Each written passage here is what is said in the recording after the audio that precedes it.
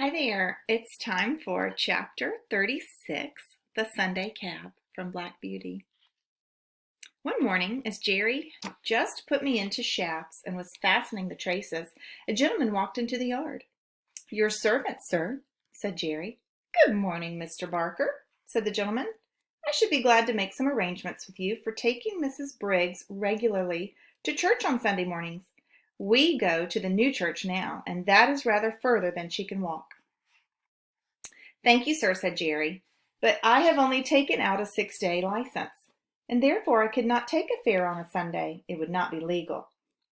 "Oh," said the other, "I did not know yours was a 6 days cab, but of course it would be very easy to alter your license. I would see that you did not lose by it. The fact is, Mrs. Briggs very much prefers you to drive her." "I should be obliged to drive the lady, sir, but I had a 7 days license once, and the work was too hard for me and too hard for my horses. Year in and year out, not a day's rest, and never a Sunday with my wife and children, and never able to go to a place of worship, which I had always been used to do before I took to the driving box. So for the last 5 years I have only taken a 6-day license, and I find it better all the way round. Everybody needs a day off, don't they? Even we need the weekend." "Well, of course," replied Mr. Briggs. "It is very proper that every person should have rest, and be able to go to church on Sundays, but I should have thought you would not have minded such a short distance for the horse, and only once a day. You would have all the afternoon and evening for yourself, and we are very good customers, you know." "Yes, sir, that is true, and I am grateful for all the favors, I am sure, and anything that I could do to oblige you or the lady I should be proud and happy to do. But I can't give up my Sunday, sir. Indeed, I can't.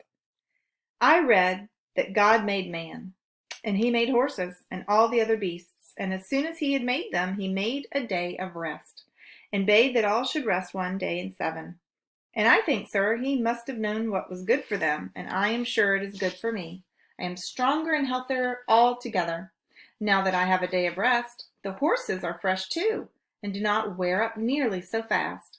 The 6-day drivers all tell me the same, and I have laid by more money in the savings bank than I ever did before, and as for the wife and children, sir, why, heart alive, they would not go back to the 7 days for all they could see."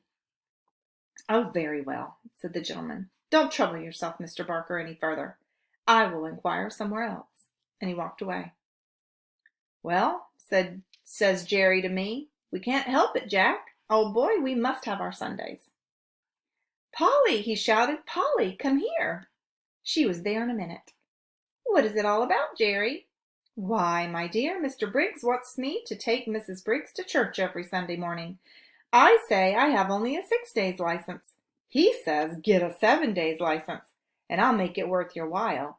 And you know, Polly, they are very good customers to us.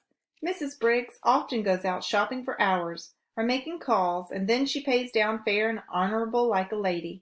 There's no beating down or making 3 hours into 2.5, as some folks do.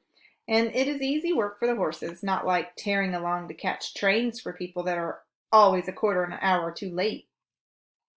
And I don't oblige her in this matter. It is very likely we shall lose them altogether. What do you say, little woman?" "Work on Sundays, as you know many of them do, and that's why I say religion is why, if it weren't for the church and chapel goers, it'd hardly be worth our coming out on a Sunday. But they have their privileges, as they call them, and I go without. I shall expect them to answer for my soul if I can't get a chance of saving it." "Do you think maybe he's considering it now?" Several of the men applauded this until Jerry said, "That may sound well enough, but it won't do.